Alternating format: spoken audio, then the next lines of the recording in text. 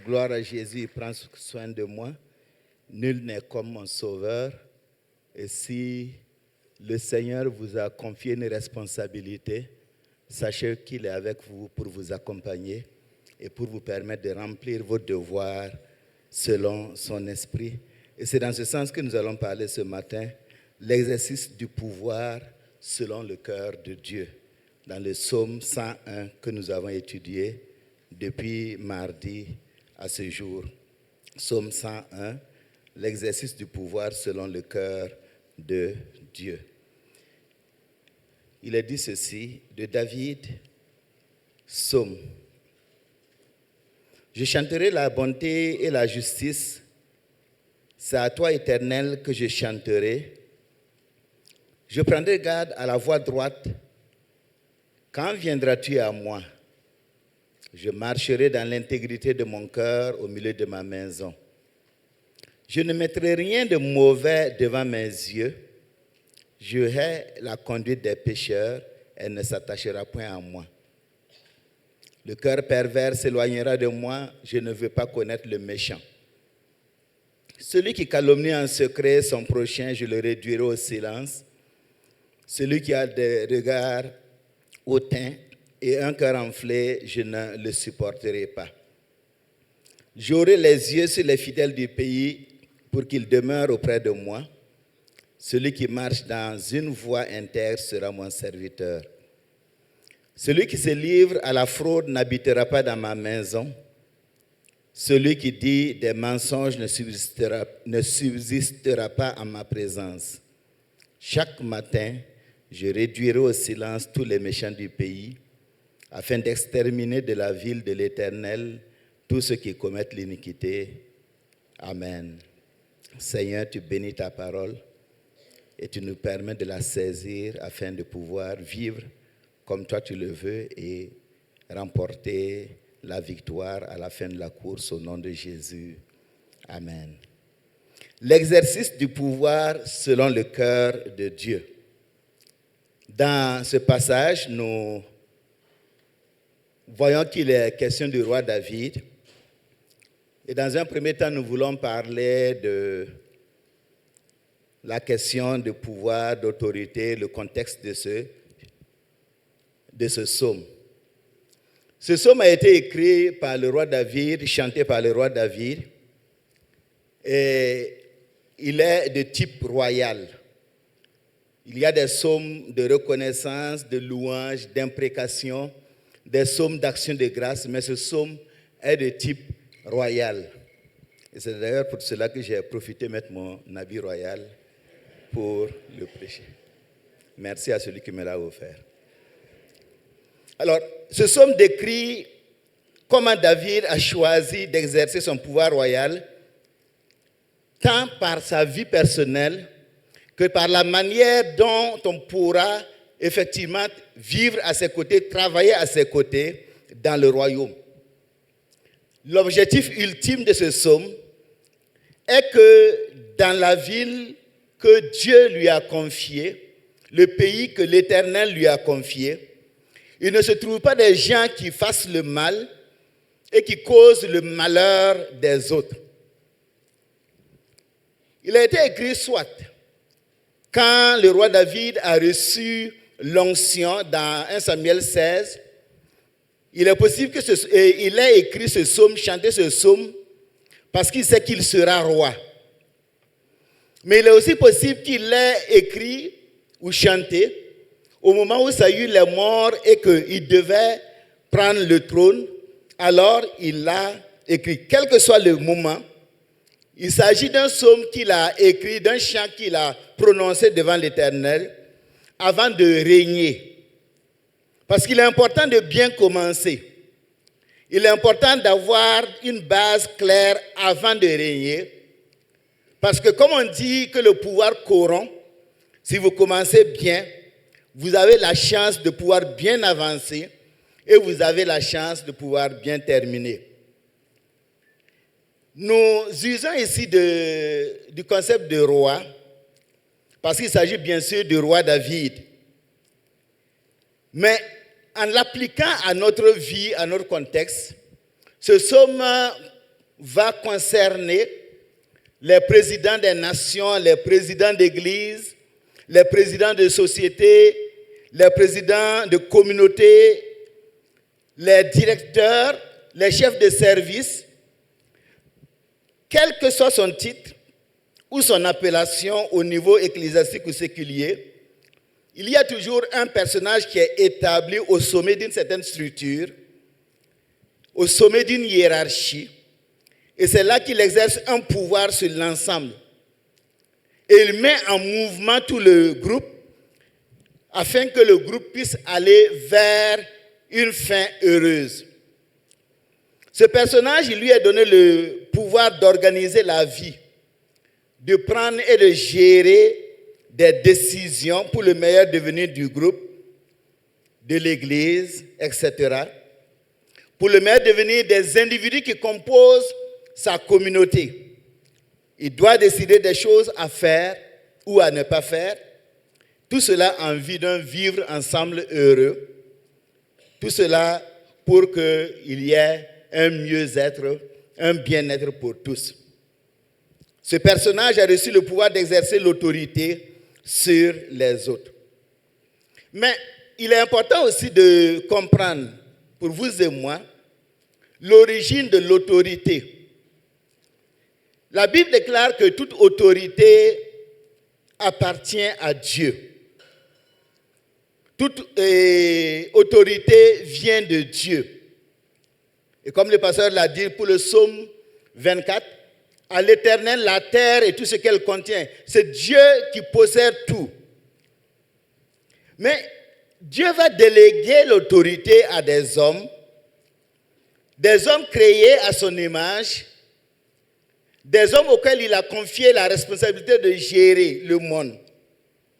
Et c'est pourquoi l'apôtre Paul dans 1 Romains 13, verset 1er nous dit que toute autorité, personne soit soumise aux autorités supérieures, car il n'y a point d'autorité qui ne vienne de Dieu, et les autorités qui existent ont été instituées par Dieu.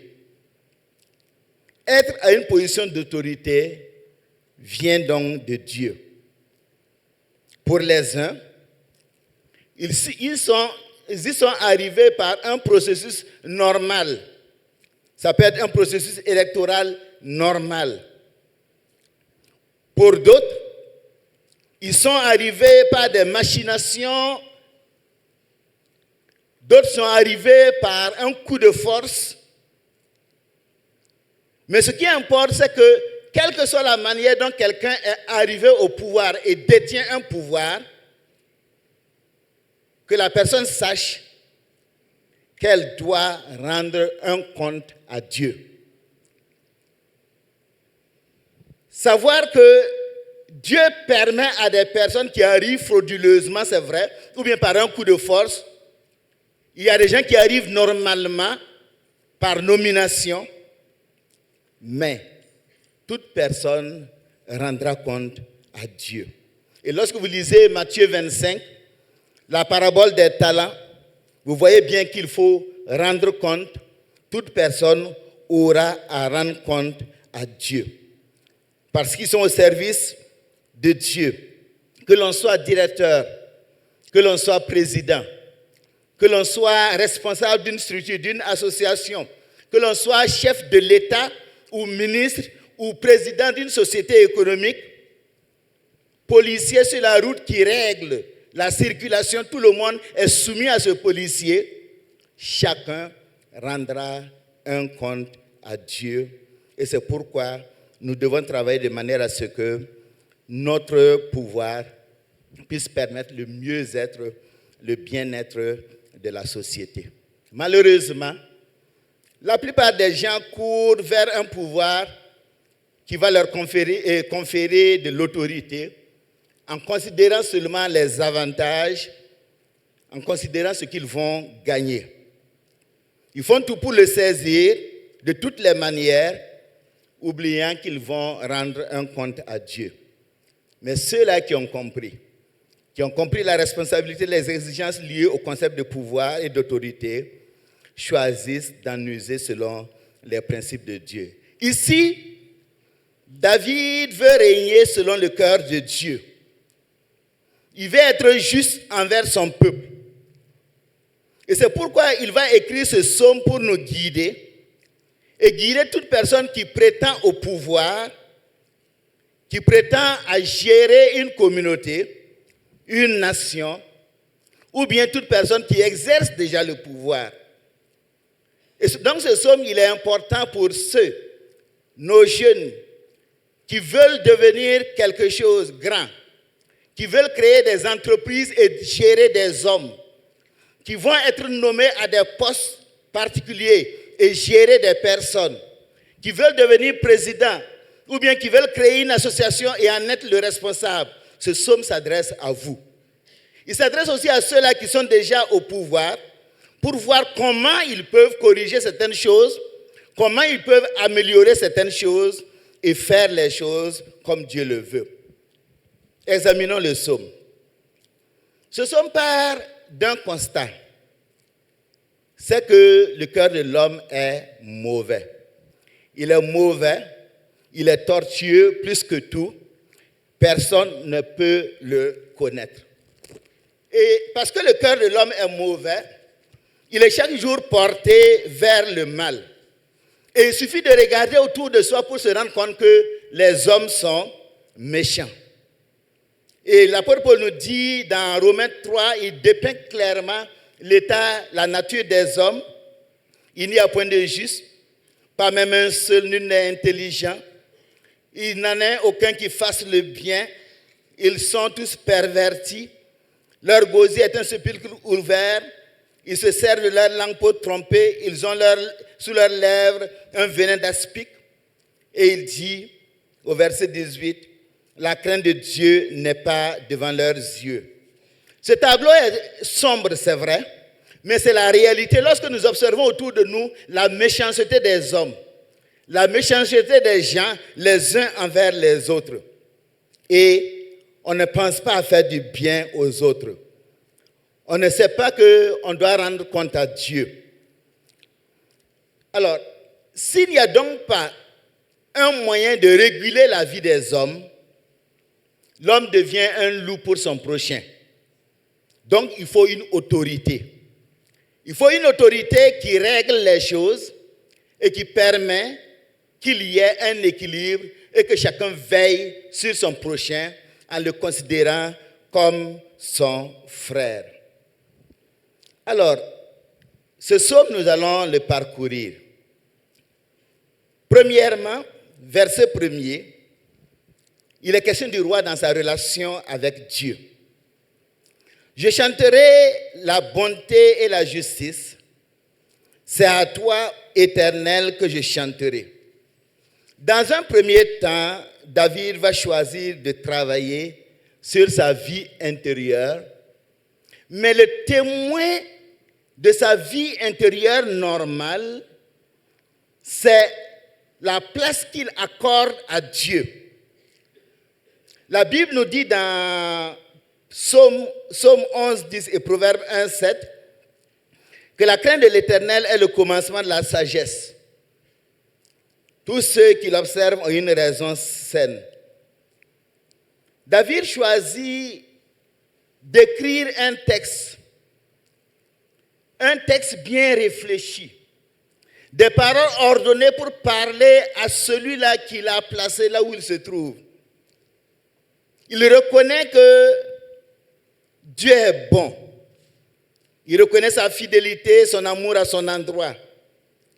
David ne sera pas roi, ou David n'est pas roi, parce qu'il a une capacité particulière. Mais il l'est simplement à cause de la bonté, à cause de l'amour de Dieu. Ce n'est donc pas un mérite qui l'amène au trône. C'est seulement la bonté de Dieu qui le place au trône et qui lui permet de diriger la nation d'Israël. Et il dit qu'il va chanter la justice de Dieu. Dieu est juste envers Israël. Dieu avait voulu la théocratie régner sur son peuple en Israël.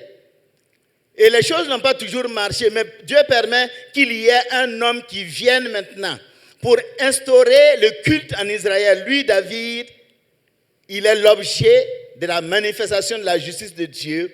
Dieu pourra enfin régner en Israël. Par David, donc, nous découvrons que lorsque quelqu'un doit diriger, il est fondamental pour cette personne qu'elle veille avant tout sur la place qu'occupe Dieu dans sa vie.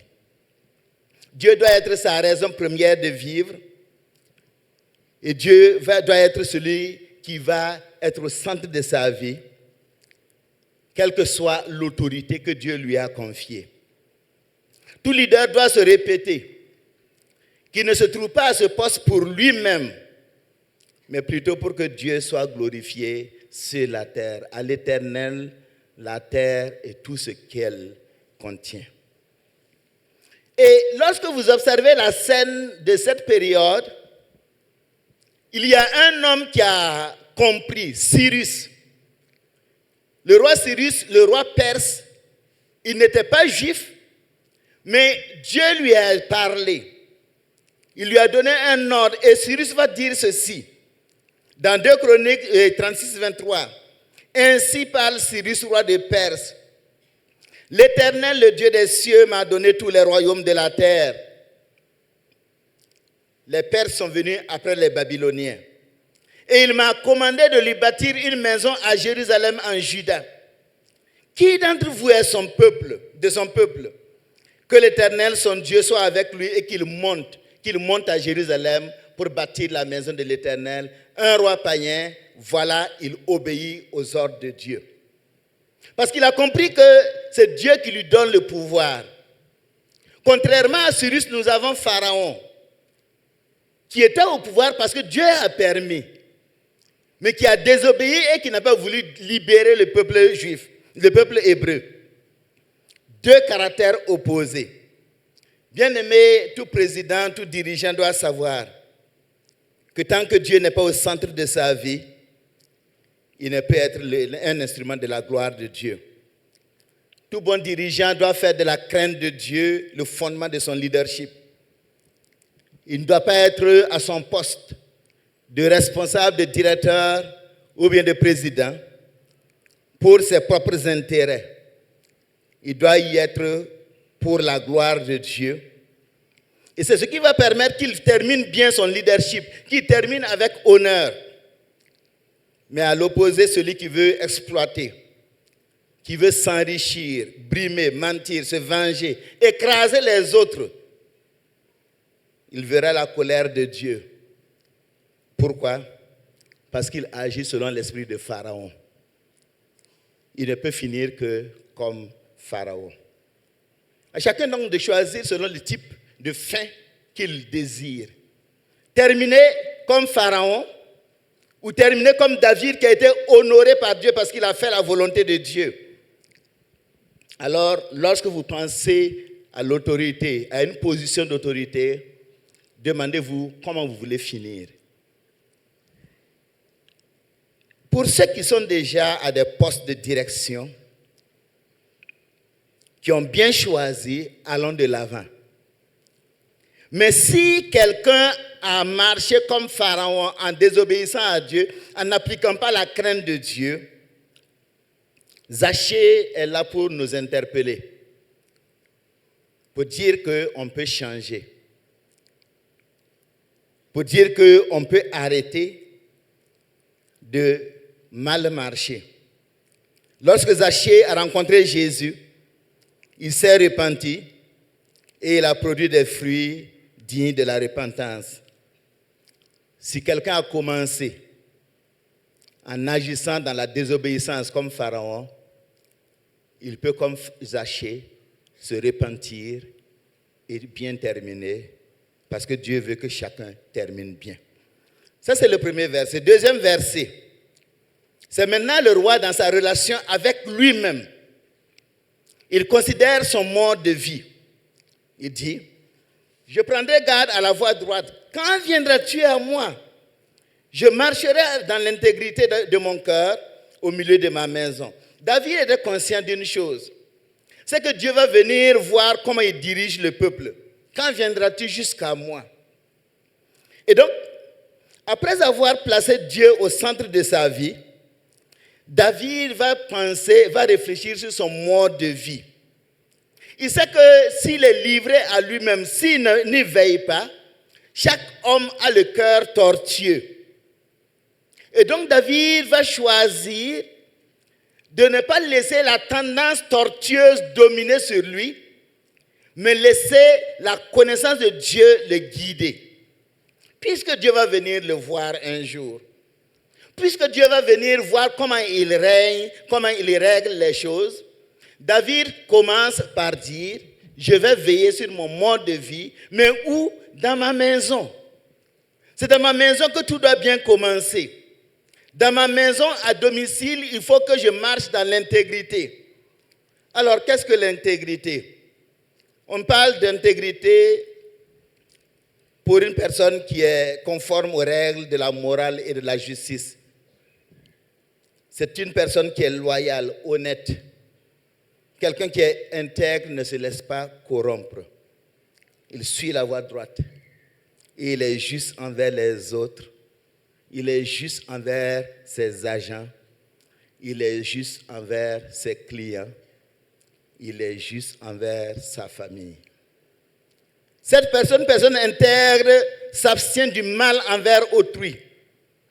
Et dans le cadre chrétien, on ajoutera en disant que c'est une personne qui est conforme à l'analogie de la foi. Dans ses dires, ses attitudes et ses pratiques, il se conforme à la parole de Dieu. Elle rejette la duplicité et dit la vérité qu'elle pense au fond de son cœur. Alors, pourquoi David va commencer, dès le départ, à considérer l'intégrité dans sa maison? Parce que simplement, le domicile familial est la première zone de témoignage qui peut honorer ou déshonorer Dieu. Tout commence par le rapport que le leader homme, le leader femme a avec son épouse ou son épouse et ensuite avec ses enfants. Certaines personnes ont une belle image à l'extérieur alors qu'elles sont tout le contraire dans leur maison. Alors qu'elles disent de bonnes choses en public, leurs épouses savent, leurs enfants savent qu'elles mentent. Parce qu'à la maison, elle ne pratique pas ce qu'elle est en train de dire au milieu des gens. Un tel standing pose problème en matière de leadership parce qu'en réalité, il n'y a pas une vraie relation avec Dieu. Être intègre à domicile est capital pour un dirigeant. D'ailleurs, comment peut-on bien diriger la société si à la maison, on n'est pas correct? Paul dit, dans 1 Timothée 3, 4 à 5, par rapport au leader chrétien, qu'il dirige bien sa maison, sa propre maison, et qu'il tienne ses enfants dans la soumission, dans une parfaite honnêteté. Si quelqu'un ne sait pas diriger sa propre maison, comment prendra-t-il soin de l'Église de Dieu? Comment prendra-t-il soin du ministère? Comment prendra-t-il soin de la nation? Comment prendra-t-il soin des membres de l'association? Comment prendra-t-il soin des gens qui circulent sur la voie? C'est lui qui tient les sifflets. S'il ne sait pas être juste à la maison, il ne sera pas juste sur la rue, dans la rue. Bien qu'un leader appartienne à tout le monde, le leader doit comprendre que sa première assemblée, son lieu vital, c'est sa famille. Et pour le chrétien, c'est sa famille qui est sa première église. Il doit bâtir un foyer exemplaire, protéger sa famille en se servant des valeurs bibliques dans sa maison. Si dans sa maison il n'y a pas d'amour, il n'y a pas d'équité, on ne paye même pas la bonne, comment voulez-vous qu'il soit correct en étant un ministre? Si dans sa maison il n'y a pas de protection, il n'y a pas le respect envers son épouse, comment va-t-il respecter ses subalternes? Comment va-t-il respecter celui qui est dans la rue? Le dirigeant sera respectable par la bonne santé de sa famille. quelle que soit la taille de son leadership, si sa famille, ça ne va pas, alors ça le déshonore au total. Être intègre dans sa maison, c'est vraiment veiller sur sa maison. Et c'est vraiment le fondement pour diriger. Mais l'intégrité dans la maison veut parler aussi de fidélité à son épouse. Être fidèle envers son épouse ou son époux et toute la vie. Il ne faut pas qu'un leader, parce qu'il est leader, croit qu'il peut aller faire ce qu'il vadrouiller comme il veut. Il doit être fidèle à son épouse ou à son époux et fidèle à ses enfants parce que ses enfants n'aimeraient pas le voir aller vers d'autres femmes qui ne sont pas leur maman. Ses enfants ne veulent pas voir maman aller vers d'autres hommes qui ne sont pas leur père. La fidélité, elle est fondamentale. Mais si on vit comme un chien, comment est-ce qu'on peut être bon pour diriger un peuple? Ce n'est pas possible. Il faut s'occuper de son épouse, être avec son épouse. C'est les chiens qui vadrouillent, qui attrapent partout. Mais la fidélité n'est pas seulement sexuelle. La fidélité, elle est aussi liée au fait qu'on prend du temps avec l'autre. C'est vrai, un dirigeant est très chargé. Vous rentrez tard. Vous avez des responsabilités et ce n'est pas de votre faute. Mais faites votre travail, rentrez tard, mais trouvez des moments de valeur pour être avec la famille. Autrement, votre famille se casse pendant que vous rentrez tard. Et malheureusement, certains ne savent pas observer ces choses. Et pire, il y en a qui, ce n'est pas parce qu'ils sont trop occupés, mais ils partent se retrouver avec des amis au maquis. Chef de service, il sort, il va trouver des amis d'abord, alors que sa femme est à la maison. Ses enfants sont à la maison. Et il dit qu'il est dirigeant. Ce n'est pas un dirigeant, c'est un faux type. Parce qu'avec lui, on n'ira nulle part. De telles personnes, s'il vous plaît, si vous êtes ainsi, vous êtes comme Zachée, il faut arrêter et se repentir. Parce que vous n'êtes pas bon, ni devant Dieu, ni devant les hommes. Le bon leader ne se permet pas d'aller passer son temps avec des amis. Il prend du temps de valeur avec sa famille. Il faut parler ensemble pour trouver ces temps de valeur, mais c'est possible pour que le climat familial soit agréable. Et d'ailleurs, les enfants ont besoin des deux parents.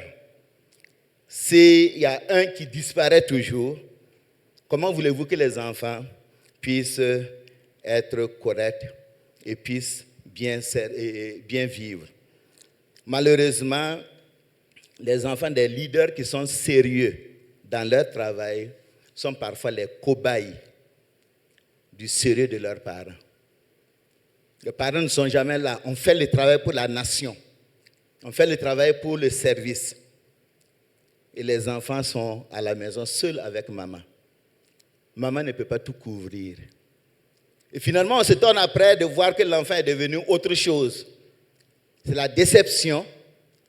On a cumulé les titres, on a cumulé les salaires, mais on a perdu sa famille. Et ça, c'est pire que tout. Que le Seigneur nous aide. David a choisi d'être intègre dans sa maison. Il comprend que servir le royaume et délaisser sa famille, c'est manquer d'intégrité, c'est manquer de loyauté envers les gens de sa maison. Et il sait que Dieu va venir le visiter. Et il sait que Dieu va venir le visiter et c'est pourquoi il veut bien faire. Et en ce moment, Dieu est en train de visiter des gens. Alors que nous parlons de ces choses, Dieu est en train de te visiter en te demandant comment tu vis avec ta famille. Est-ce que tu es fidèle ou bien tu es comme ce qu'on a dit, tu vis comme un chien? Il faut vraiment choisir de vivre droitement pour être honorable devant les hommes et devant Dieu. Troisièmement, le roi dans sa relation avec lui-même, et là, on a affaire aux tentations du pouvoir. Il dit, je ne mettrai rien de mauvais devant mes yeux. Je hais la conduite des pécheurs, elle ne s'attachera pas à moi. L'attention du roi porte maintenant sur cet aspect de sa vie personnelle. C'est vrai, avoir une vie de famille normale, ça c'est fondamental. Dieu au centre, la famille ensuite, ça c'est fondamental. Mais maintenant, il veut faire attention à sa manière de faire face aux situations qui se présentent à lui. Et un roi sait que lorsqu'il monte au trône, il y a des gens qui vont graviter autour de lui. Les menteurs, les voleurs et toutes les personnes dévoyées seront là et ils vont faire de belles présentations. Les tentations sont nombreuses.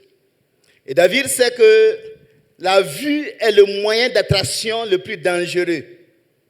Satan va utiliser les yeux pour amener à des détours, à des mauvais désirs. Ce sont les yeux que Satan a utilisés pour vaincre Ève. Elle a contemplé le fruit et finalement elle l'a mangé. Akan, dans Josué 7, il a regardé, il a convoité, ses yeux se sont attardés et il a pris et il a trouvé une combine pour pouvoir cacher ce qu'il a volé. Alors, David nous dit qu'il va veiller. Je ne mettrai rien de mauvais devant mes yeux. Bien aimé, toute personne qui accède à un niveau d'autorité peut facilement se laisser flatter par sa position. Nous sommes tous des humains, c'est facile de se laisser flatter. Elle doit donc prendre garde à ses yeux. Savoir détourner ses yeux lorsque ses yeux se fixent trop sur quelque chose qui vont nourrir la convoitise, qui vont nourrir des appétits nouveaux et qui sont destructeurs. À la maison, prenez du temps pour lire Proverbe 7. Je l'ai déjà présenté une fois ici. Proverbe 7 est très parlant pour chacun d'entre nous qui sommes là. Le leader, selon le cœur de Dieu, détourne son regard du sexe opposé. Lorsque vos yeux convoitent l'autre, il faut les détourner. Parce que autrement, vous allez nourrir des désirs sexuels et tomber à la fin. Un bon leader détourne son regard des choses qu'il peut s'offrir. Vous savez, vous êtes responsable et vous commencez à regarder les voitures, les motos, vous commencez à regarder les belles choses, les grandes maisons, et ça nourrit le matérialisme et l'avidité, l'envie d'avoir toutes ces choses. Il faut faire attention. Ça a détruit beaucoup de gens. Il faut détourner le regard de la caisse, les fonds que vous gérez. Vous êtes le responsable de l'association, vous gérez les fonds. Ne regardez pas à l'argent. Si vous fixez trop vos yeux sur cet argent-là, vous aurez envie d'en prendre. Et il y a plusieurs qui ont pris un peu en attendant. Ils ont emprunté et puis ils n'ont pas pu payer. Et après, ça s'assomme. Et puisque on regarde trop les montants qui sont là, on prend ça pour aller chercher le matériel qu'on a convoité et finalement on devient esclave du matérialisme. Les dernières voitures on veut, les derniers bâtiments on veut, les dernières motos on veut, les derniers habits on veut et à la fin on devient esclave de tout. Ne fixez pas votre regard sur ceux-là qui chantent vos éloges, ils vont vous tuer. Ceux qui vous félicitent, qui vous aiment, qui chantent vos louanges. Et ça, je le dis même pour le chef de l'État, que tout le monde bonifie. Il faut faire attention, c'est un danger. Ceux qui vous félicitent, qui vous adorent, c'est eux qui vont vous détruire. Parce qu'ils vont vous pousser à de l'orgueil. Et c'est ça qui fait tomber après. Il faut faire attention quand on est un chef de l'État. Les personnes qui ne vous regardent pas, vous passez, ils sont assis, ils ne se lèvent pas. Et vous les regardez, ça vous énerve parce qu'ils ne se lèvent pas, puisque vous êtes l'autorité. Si vous les regardez trop, l'orgueil et la colère, vous allez les nourrir. Oubliez-les. Ne cherchez pas à ce que les gens se lèvent devant vous. Vous-même, asseyez-vous devant les gens en tant que leader, etc. Il y a beaucoup de choses à dire. Continuons. Beaucoup de leaders ont échoué parce qu'ils n'ont pas pris garde aux dangers dans lesquels leurs yeux pouvaient les plonger. La convoitise à laquelle ils ont donné libre cours a rendu leur bonne qualité obsolète. Pour ce qui concerne le bien matériel, ils ont tellement regardé Ils ont voulu avoir la voiture de l'autre. Mes sœurs, ne regardez pas les voitures de vos voisines. Vous et votre mari, vous aurez des problèmes après. Si vous voulez avoir la voiture comme l'autre a une voiture, attention. Et après, monsieur doit se débrouiller. Et après, vous tous, vous finissez mal. Faites beaucoup attention. Alors cela a fini par pousser des gens à faire du mal. Et ça conduit des sociétés, des nations à des soulèvements. Et l'histoire du Burkina sait ce que ça veut dire les soulèvements et pourquoi il y a eu ces soulèvements. Le drame de tout cela, quand il y a des soulèvements, c'est que même avant que les gens marchent pour faire tomber la personne, les gens même sont déjà pourris. Parce que le problème, comme lui-même il se livrait à l'appétit, à l'avidité, ça a créé un caractère dans le cœur de ceux qui travaillent en dessous de lui. Et tout le monde ravage, tout le monde s'empare, jusqu'à ce que le peuple sorte dans les rues pour commencer à marcher. Et tout le monde tombe en même temps. Faisons beaucoup attention. Ces tares-là détruisent les nations et détruisent les associations. Dieu dit à l'église de Laodicée, achète un collier pour oindre tes yeux, pour que tu vois. Apocalypse 3, verset 18. Si le dirigeant apprend à toujours nettoyer ses yeux, au lieu de voir les avantages, alors il sera sauvé. Parce que lorsque vous lavez vos yeux avec la parole de Dieu, lorsque vous voyez les avantages, à cause de la connaissance et de l'amour de Dieu, vous ne regardez pas aux avantages, mais vous regardez derrière les avantages. Parce que derrière les avantages se trouvent les problèmes. Les problèmes sont cachés derrière les avantages. C'est quand vous avez pris que maintenant les problèmes se présentent. Donc il faut voir le problème avant de regarder aux avantages pour ne pas tomber dans l'exploitation illicite des choses. Et c'est ainsi que Dieu pourra être glorifié. Et encore, si quelqu'un se trouve dans une situation difficile à cause de son mauvais regard, Zachée nous inspire. Zachée a rencontré Jésus. Si ce matin, tu sais que ça ne va pas, rencontre Jésus, repens-toi et décide de changer. Maintenant, quatrièmement, le roi, maintenant, il va se porter sur sa relation avec les autres. Et le premier élément ici, il choisit de rejeter le pervers. Le cœur pervers s'éloignera de moi, je ne veux pas connaître le méchant. David considère son rapport à l'autre, ceux sur lesquels il va être roi. Après avoir choisi d'avoir Dieu au centre, après avoir choisi d'être intègre dans sa maison, après avoir choisi de veiller sur les tentations qui peuvent lui arriver, maintenant il va considérer qui peut travailler avec lui. Dans son règne, David ne pourra pas supporter le pervers. Le pervers, c'est une personne mauvaise. Il manque de franchise, sa moralité est corrompue. Le pervers va utiliser l'autre selon son bon plaisir, sans se soucier des sentiments ou de la souffrance de l'autre. Il va faire travailler quelqu'un, prendre les avantages, sans se soucier du fait que celui qui a travaillé doit manger. C'est un pervers. Il ne suit pas une voie droite dans ce qu'il fait ou dit. David va veiller à ce que le cœur pervers s'éloigne de lui. Il ne le laissera pas libre de pratiquer ses mauvaises œuvres. Il va tout faire pour l'écarter.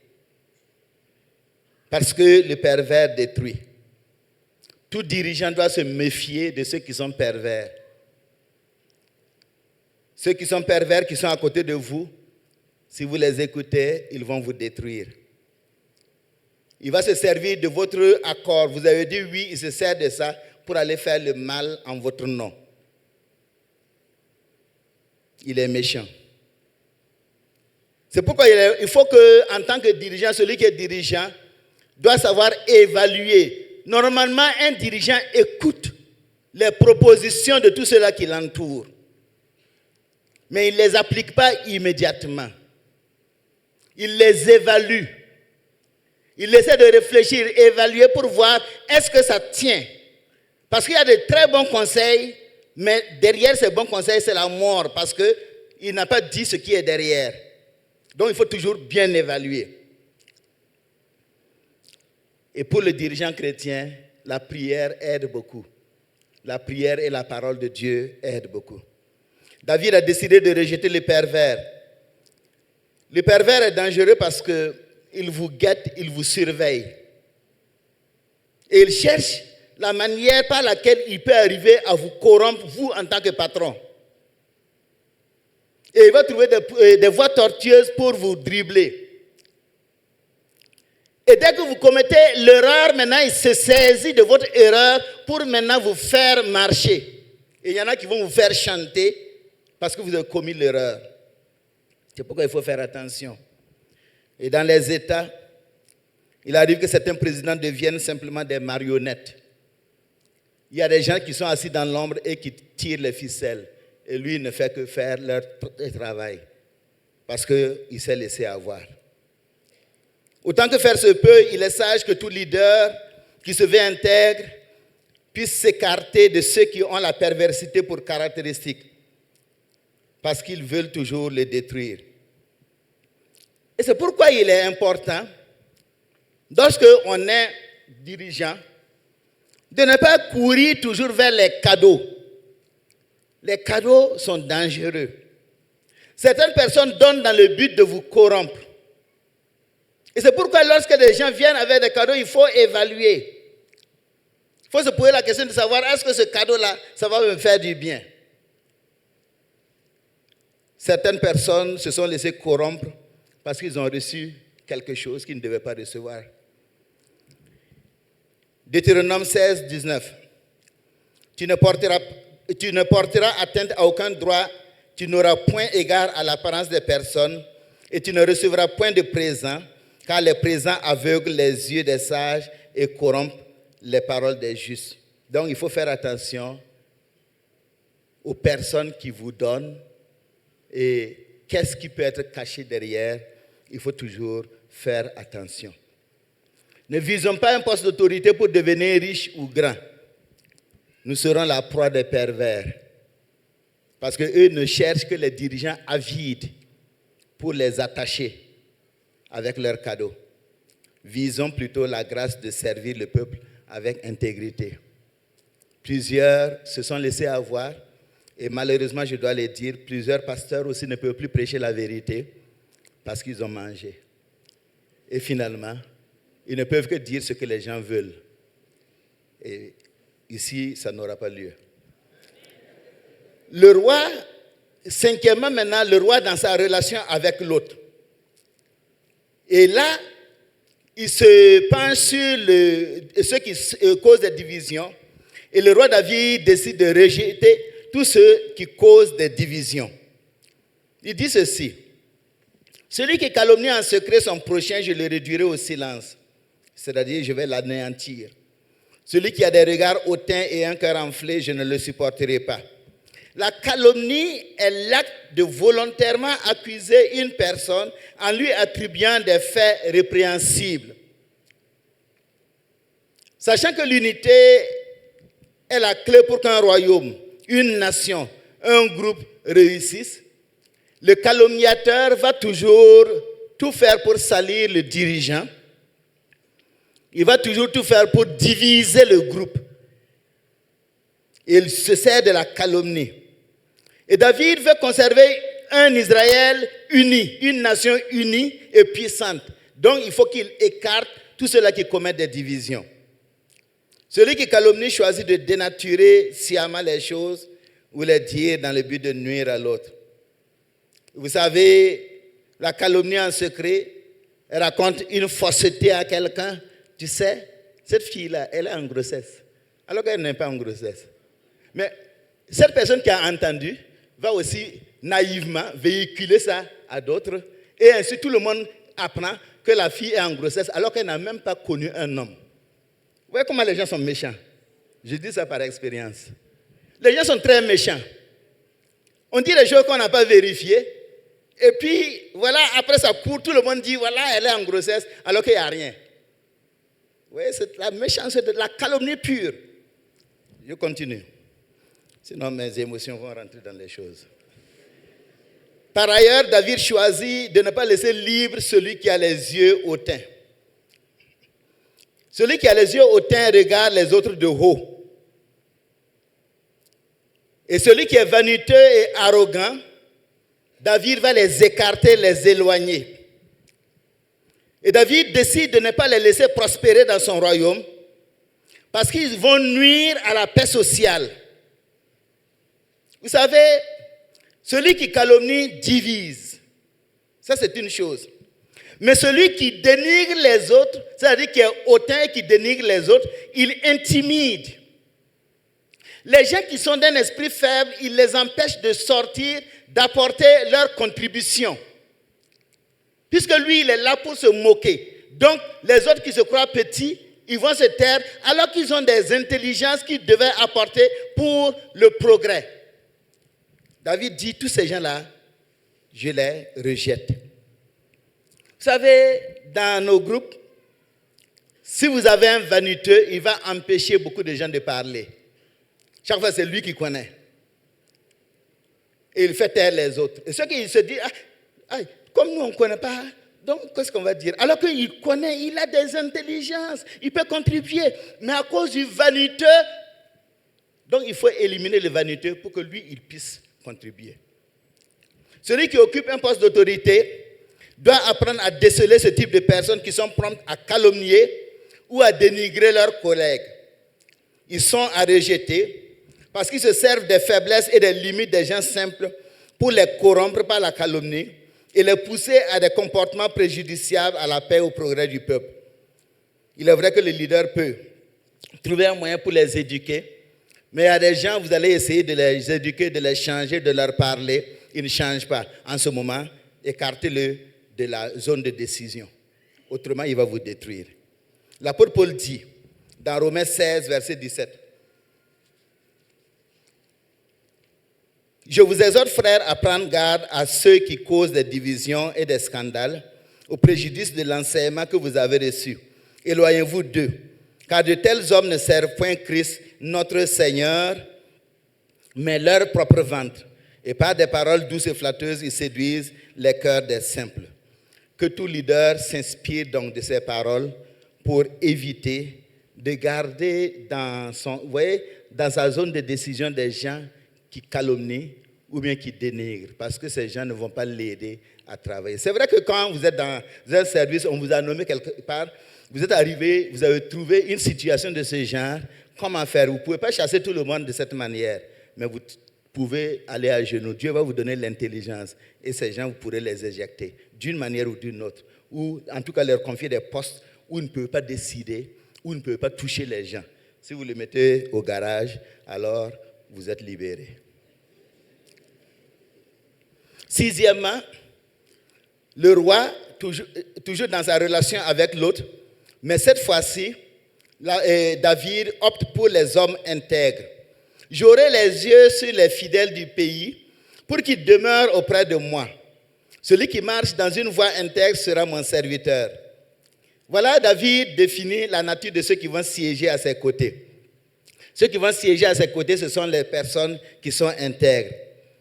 Cela suppose qu'il connaît ceux qui sont intègres. Et que, puisqu'il a eu à interagir avec des gens dans sa jeunesse, avant de monter au trône, et généralement quand vous montez, ce sont les gens de votre génération, les gens que vous connaissez, qui montent avec vous. Ça, c'est normal. Mais David décide que ce seront les intègres, ceux qui sont intègres, c'est à eux qu'il va permettre de rester à ses côtés. L'un des problèmes que certaines autorités ont est que leur ancienne compagnie devient leur premier problème lorsqu'ils sont au pouvoir. L'ancienne compagnie, là. Avant d'arriver au pouvoir, c'est vrai, ils vivaient, ils marchaient avec des gens qui sont bien, mais parfois aussi, ils ont des gens mauvais qui les côtoient et ils trafiquent avec eux. Et généralement, on a aussi une attache avec des gens qui sont mauvais parce que c'est eux qui savent combiner les choses pour que vous puissiez monter. Et maintenant, lorsque vous avez à travailler avec des gens qui sont bizarres, qui sont mauvais, vous êtes arrivé au pouvoir, comment est-ce que vous allez faire? Déjà, le fait de croire qu'en ayant des gens mauvais, ça va vous aider à atteindre le pouvoir, ça veut dire que votre philosophie est corrompue. Parce que votre monde d'approche, vous croyez que c'est les gens bizarres qui peuvent vous aider. Ceux qui font des coups fourrés, c'est eux qui peuvent vous aider. La philosophie de même est mauvaise. Maintenant, arrivé au pouvoir, il faut récompenser tous ceux qui nous ont aidés. C'est ça le problème des politiciens. Vous montez, et les ministres, c'est qui? C'est tous ceux-là qui ont fait le coup bas et le coup haut qui vont être les ministres. Et vous ne pouvez pas vous séparer, à moins que vous soyez très courageux et très fort, vous ne pouvez pas vous éloigner ceux qui sont mauvais, parce que c'est eux qui vont vous détruire dès le premier mois. Donc vous les mettez dedans. Et quand ils viennent, ils commencent très tôt parce qu'ils sont rapides. Wap, wap. Ils veulent aller très vite parce qu'on ne sait jamais.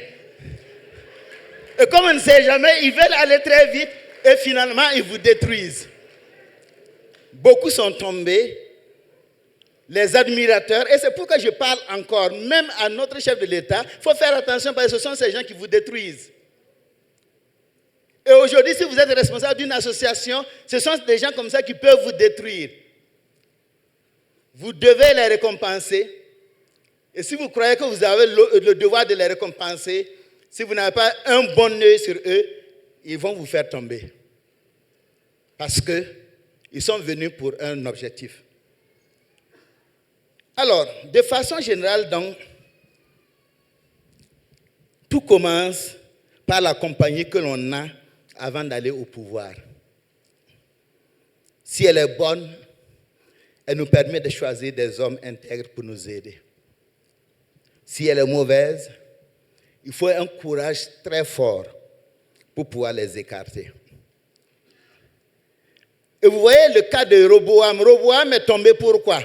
1 roi 12. Roboam est tombé parce que quand les gens lui ont fait des propositions, il a écouté les anciens, ça ne lui a pas plu. Il est allé voir les gens de sa génération, ses amis, qui sont mauvais. Ils lui ont donné des conseils. Et il est venu appliquer leurs conseils. Et du coup, les 12 tribus qu'il devait diriger se sont séparées, 10 se sont séparées, et il n'est resté que 2 à cause de Roboam, à cause de ses amis. Faites attention à vos amis. Et c'est pourquoi je dirais à tous ceux-là qui sont jeunes, lorsqu'on vous dit d'avoir une bonne compagnie, c'est parce qu'on croit que vous allez devenir quelqu'un demain. Si vous n'avez pas une bonne compagnie, lorsque vous serez quelqu'un, ce sont ces gens-là qui vont vous noyer. Mais si vous avez une bonne compagnie aujourd'hui, demain, lorsque vous serez au pouvoir, lorsque vous serez une autorité, cette bonne compagnie va vous protéger. Elle va vous aider parce que ce sont des personnes intègres.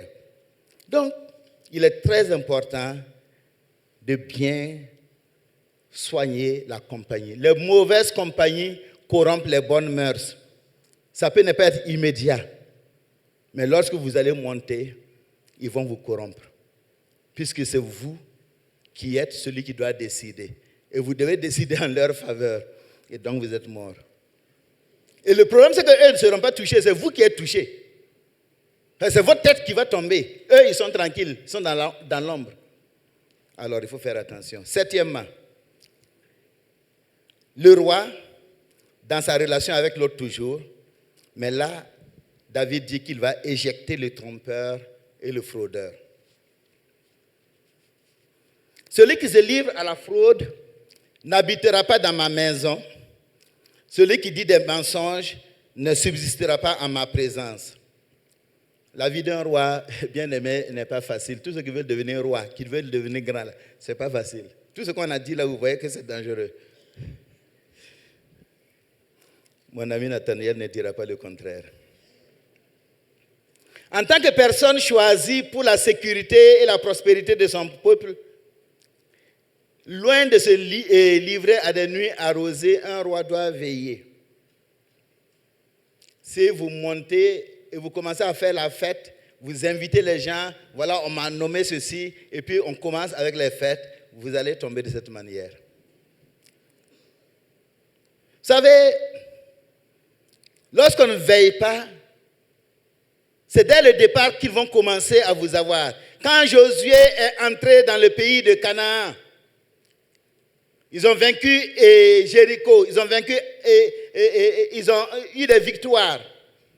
Les gens de Gabaon, qui n'étaient pas loin, à quelques kilomètres de là où ils se trouvaient, sont venus raconter des histoires comme quoi ils sont venus de milliers de kilomètres. Gabaon n'a pas été, Josué n'a pas veillé. Ils les ont écoutés, ils ont signé une alliance avec eux. Si quelqu'un vous touche, il nous a touchés. Et quand l'alliance a été signée maintenant, il fallait les accompagner chez eux. Ils se sont rendus compte que c'est le village qui est à côté là, c'est même pas loin. On les a eus. Mais Josué ne pouvait plus faire quelque chose parce qu'il y a une alliance. Il y a une alliance. Dès que l'alliance est signée, ça devient un problème. Et c'est pourquoi encore je veux souligner ceci. Faisons attention avec nos alliances. L'alliance, pour commencer une activité avec quelqu'un, il faut faire attention. Il faut que ce soit clair. Parce qu'on peut vous avoir après. Vous croyez que vous avez le même esprit pour commencer l'activité ensemble. C'est vous deux qui avez créé votre entreprise. Alors que l'autre, il ne pense qu'à autre chose. Et vous pensez au travail, lui, il pense à autre chose. Après quelque temps, vous allez vous rendre compte qu'il y a un problème. C'est pourquoi les alliances, il ne faut pas les signer rapidement. Il faut prendre du temps. Et il faut voir les notaires pour ça. Alliance pour le mariage. Il faut faire attention. Il faut bien prier. Donc David dit, les gens de ce genre ne seront pas en ma présence. Satan rôde autour de nous comme un lion qui rugit et cherche à dévorer. De la même manière, dans les nations, là où il y a une autorité, il existe des gens qui sont malveillants, qui rôdent autour de vous et qui cherchent à percer le système. Ils cherchent à percer, même si le système est très étanche, ils sont en train de rôder pour voir quels sont où est-ce qu'on peut le gagner, comment on peut faire pour pénétrer le système. Ce sont des gens qui sont égocentriques. Et ils vont toujours user de la tromperie et de la tricherie pour tirer des avantages personnels. Lorsque vous détectez de telles personnes, en tant qu'autorité, il faut trouver les moyens de les écarter. Parce qu'ils veulent vous détruire. C'est ce que David a fait avec l'Amalécite qui est venu lui remettre les emblèmes du roi, disant que c'est lui qui a tué Saül, alors que Saül s'est suicidé lui-même.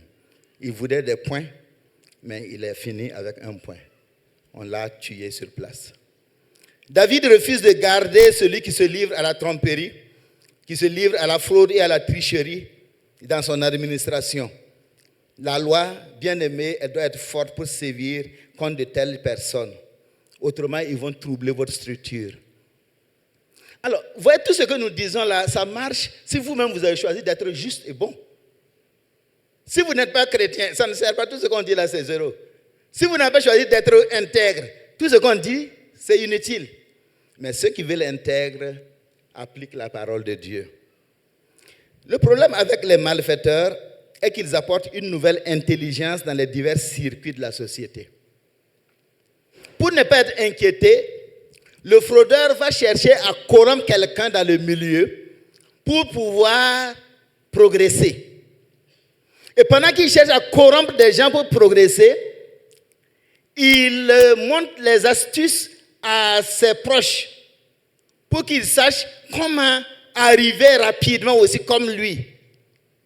Et donc, de secret en secret, les gens apprennent, si tu veux bien réussir, il faut faire comme ça, il faut passer par là, il faut passer par telle personne.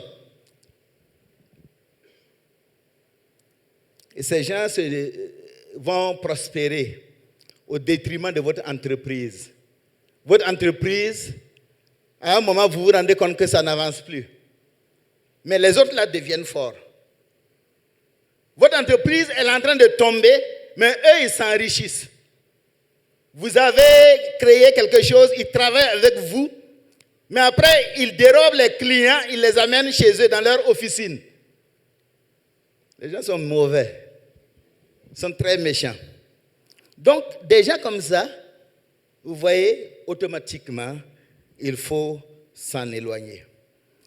Et c'est pourquoi aussi, dans les États, nous voyons très souvent que les États s'appauvrissent et les individus s'enrichissent. Parce qu'ils ont pu trouver le créneau pour qu'on ne puisse pas les découvrir. Le leader chrétien doit réfléchir à toutes ces choses et voir comment il peut assainir la structure que Dieu lui a confiée, afin que tous ceux-là qui dépendent de son leadership connaissent un mieux-être pour qu'ils connaissent un bien-être. Il doit donc réfléchir, prier et prendre courage pour l'application du droit, car il a été placé à ce poste pour permettre à la société tout entière de connaître des jours meilleurs, de connaître un bel avenir, une prospérité. Et enfin, le roi David, au verset 8, il va s'intéresser à sa relation quotidienne avec la ville que Dieu lui a confiée. Chaque matin, je réduirai au silence tous les méchants du pays, afin d'exterminer de la ville de l'Éternel tous ceux qui commettent l'iniquité. David sait qu'il sera roi, pas pour lui-même, mais pour veiller sur la ville du Seigneur, sur Jérusalem, sur Israël. Il en est conscient, pleinement conscient. Et donc il décide d'agir dès le matin. Dès le matin, avant qu'on avance avec les activités de la journée, on va voir qu'est-ce qui doit être réglé, qu'est-ce qui doit être arrangé, et puis on va les arranger. Régler dès le matin, ça signifie aussi que lorsqu'il y a un problème qui commence dans la société, dans l'entreprise, dès le départ, il faut voir comment le régler. Si vous ne le réglez pas au départ, il va grandir. Si vous ne le réglez pas au départ, il atteint des proportions où il est difficile de le régler après. Le bon leader ne laisse pas prospérer le mal. Il étudie le moyen de l'écarter au plus tôt. Surtout que si c'est des gens qui vous ont aidé à être ce que vous êtes, ils font des choses et vous ne corrigez pas. Mais c'est à partir de ces choses-là que d'autres aussi vont copier la manière. Si vous le laissez faire, vous n'avez pas réglé dès le départ, plusieurs vont entrer dans le même système et plus tard, vous ne pouvez plus diriger.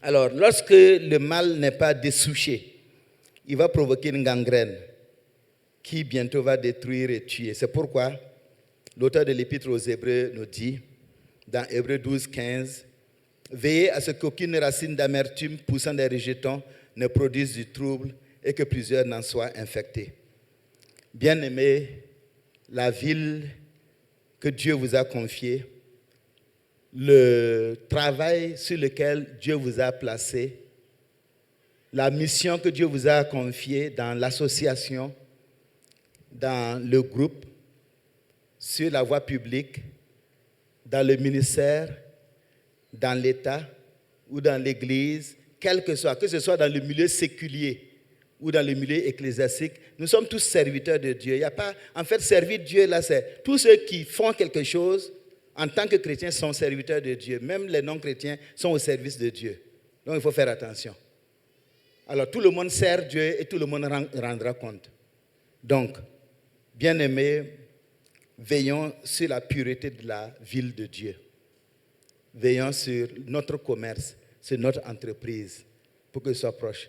Et encore, avant de terminer, je dis, si nous-mêmes, nous ne sommes pas droits, vous ne payez pas vos employés, vous trichez, comment pouvez-vous appliquer la parole de Dieu? Si les bonnes qui sont à la maison, vous ne leur donnez pas à manger, comment pouvez-vous être droit? Il faut être juste, choisir d'être juste et décider d'être juste et effectivement être juste. Avec sa femme, avec son mari, avec ses agents, avec les bonnes, avec tout le monde. Et en ce moment, quand vous appliquez cette parole-là, ça marche. Mais si vous n'appliquez pas cette parole aussi, il y a un problème devant Dieu. On n'est pas sur cette terre pour rester sur cette terre. C'est pour aller au ciel. Celui qui veut le ciel, qu'il choisisse la bonne part. Pharaon a mal fini. N'allons pas dans la direction de Pharaon. Alors, ce qu'il faut dire, c'est qu'en réalité, tout ça, c'est applicable. À la perfection, ça sera appliqué par le Messie. Quand il va venir, il va tout balayer. Il va éliminer tout ce qui est mauvais. Il n'entrera plus chez toi ni incirconcis ni impur. Le méchant ne passera plus au milieu de toi. Il sera entièrement exterminé. Et quand le Messie va venir, il n'entrera chez elle rien de souillé ni personne qui se livre à l'abomination et au mensonge. Il n'entrera que ceux qui sont écrits dans le livre, ceux dont les noms sont écrits dans le livre de l'agneau. Bien-aimés, cherchons à bien faire. Si nous voulons bien faire, Dieu va nous aider. Même si nous n'avons pas tout terminé, au moins notre cœur est attaché à bien faire. Le Messie va faire mieux parce que lui, il est Dieu. Mais c'est à nous de lutter pour bien faire, pour mieux faire, pour le mieux-être de l'association, pour le mieux-être de la communauté, pour le mieux-être de la famille. Baissons la tête et prions le Seigneur.